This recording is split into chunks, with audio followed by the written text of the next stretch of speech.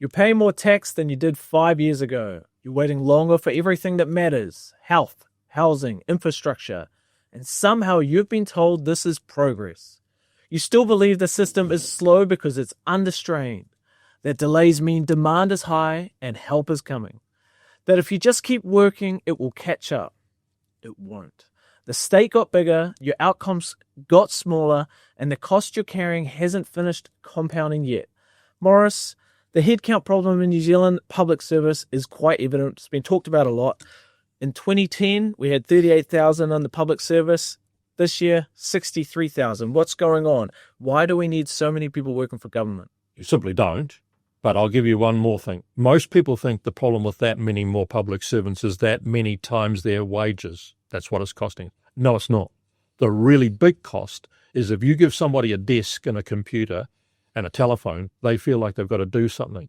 So the people in the Ministry of Ed are sending out surveys and forms to schools daily, piling all sorts of bureaucratic crap on them and adding unbelievable costs to all of our schools on top of their wages. And the principal of Maclean's many years ago said to me, if you don't want to have those people unemployed because you're worried about what they would look like, just tell them not to come in.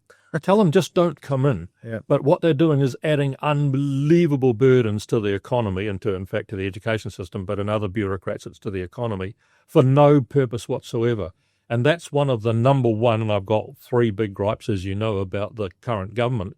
They were going to absolutely downsize the public service because it was bloated, it had exploded, they couldn't stay with it, and they were copping all sorts of flack for being mean and cruel. But they didn't do it. And the unions seem to be getting in the way. We've got health unions, education, the FENS union, public service unions.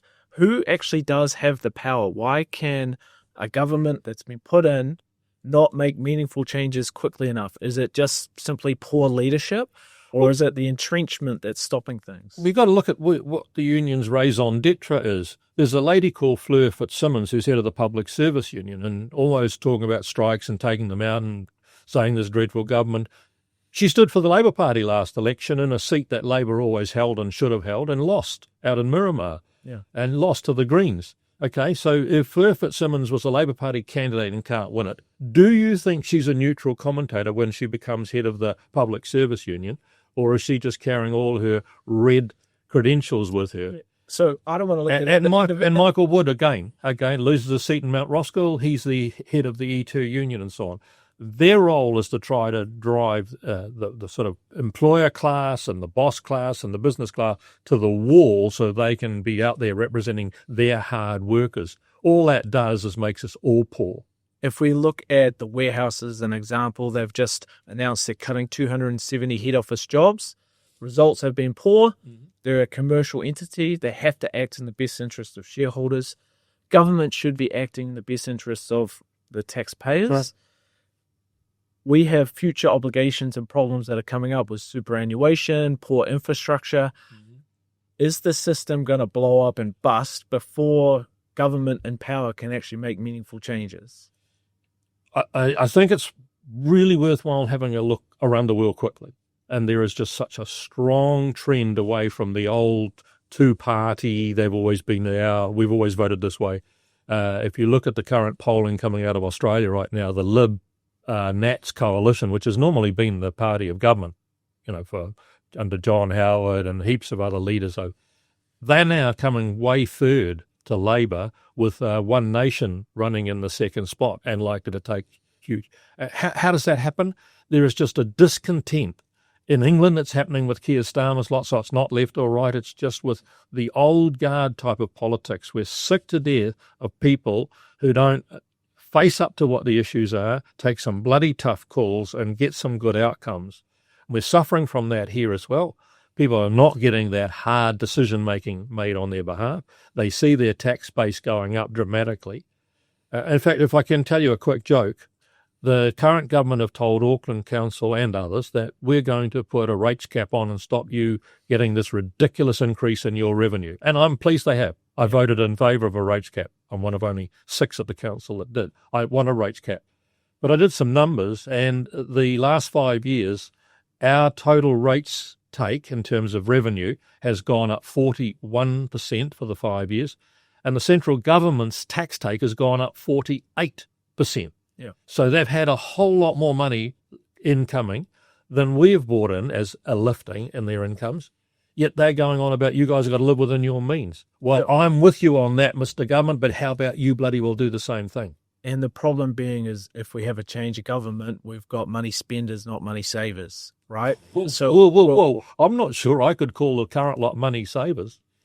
That's what they said they were going to be. That's what I thought they were going to be. That's why I voted the way I did. They're not money savers. The spending track's actually just as bad or even worse than it was beforehand. But you're right. It's not like the alternative is one, if we get in, then we're going to really get in there and tear the heart out of the spending bloody monster and break its back and take a sledgehammer to the debt mountain. The problem is it's now a dance of the desperates, race to the bottom. Who can keep spending taxpayers' money more? And that is going to have a... Look, why is Farage just romping away with popularity in the UK? Why is Pauline Hanson doing it in Australia? Not because I think they're anything that great. They're saying something that resonates with people who are sick to death of the sort of talking out of both sides of their mouth type governments. Yeah, well, if we talk about taking some individual ownership, there's a couple of things we need to think about. Superannuation side of things, KiwiSaver, it's unlikely the government's going to be able to save us there. And if you're looking at your KiwiSaver options, check out NZ Saver. We'll help you with your KiwiSaver fund choice and fund provider. Superannuation, government hasn't put aside the money that's required. 20% of the population's paying for 80% to live on benefits and the like. Now, what goes on behind closed doors when the politicians start talking about the fact that there is just not enough money to support an aging population? Well, they won't even take what I think are the simplest of these. We did it in 1990. I was a member of the cabinet that did it. We raised the age. We just said it cannot stay at 60. 60 was a ridiculous retirement age back then. Most people were still working at 60. And we moved it to 65. Now, the vast bulk of people, I mean, I'm 75, still working most days harder than I used to work, so on, and I know a lot of other people that are, so 65 is the new 55 or whatever. An easy one would be to just say we're going to lift the age of retirement, because this big wave that's coming at them of those sort of after the baby boom is coming through, retiring, you just can't have today's taxpayer fronting that bill. It's the same with means testing, right? At some point, whether it's through taxes or indirect means, all the people that pay tax because they have high incomes are going to be funding the rest. So whether they have the support from government, from superannuation is irrelevant. They're still going to be paying the tax to pay for everyone else. Yeah, but there's a tipping point. You actually got to be very careful not to kill the goose that lays your golden egg. If people are finally paying too much in tax, both business-wise and private, and they see a whole lot of people just having that money handed to them for no reason, for have done no real work or energy or deserving of it, I mean, why is somebody entitled to a superannuation payment as of right, just as of right? Now, National's actually got a lot to answer for in the form of what Muldoon did in 1975. Roger Douglas had put a contributory compulsory superannuation scheme in. It had only just got started, only just got off the ground.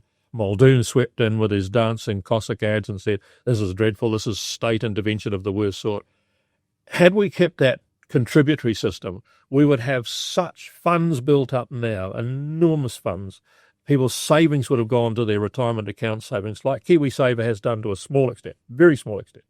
But you'd be in the same situation like where Australia's at right now. Australia's had that for a long time, and their contributory superannuation. Savings per capita, I think, is 5x in Australia as to New Zealand. Yes. If we look to the future, can't wind it back. No. Lessons from Clark, Muldoon, Longy, Bolger. Where should Luxon look for inspiration to get the productivity and get that savings rate up? Well, his first call has got to be, we're going to move on the age of retirement. Okay, you can't do it for those that are 64 because they won't be prepared for it. Winston's going to say no, so what can he trade to? Bad luck. Winston's saying no to the Indian Free Trade Agreement. You must be able to get the other major party in the Parliament to agree. I was reading a Kiwi blog that that extra immigration is like 0.5% of our current immigration amount. So irrelevant. Yeah. So you just got to start saying common sense has got to prevail here. Winston is 80 years old and still earning $400,000 a year, or whatever it is the leader, whatever the deputy prime minister was earning. That's wrong. I mean, if he's going to be earning that salary, he should be prepared to say at that age people should be able to carry on working and not be picking the and there'll be people. I mean, the argument you get is, what about some poor forestry worker whose body is broken, can hardly stand and walk at 60? Then make it a discretionary soup. Have a certain category you can apply for. Or application, right? By application, and let them through the gate if that's where they are. Well, let's have a chat on the next podcast about what younger Kiwis can do, and if you're thinking about the investment side of things. Thank you very much. You didn't imagine this. The system didn't stall by accident. It expanded, protected itself, and passed the cost forward. Not to politicians, not to departments, to you. The longer the structure stays untouched, the less room you have to move. Less time, less margin, less choice. And the most expensive part isn't what you're paying now. It's what you'll realize you gave up when reversing it is no longer possible.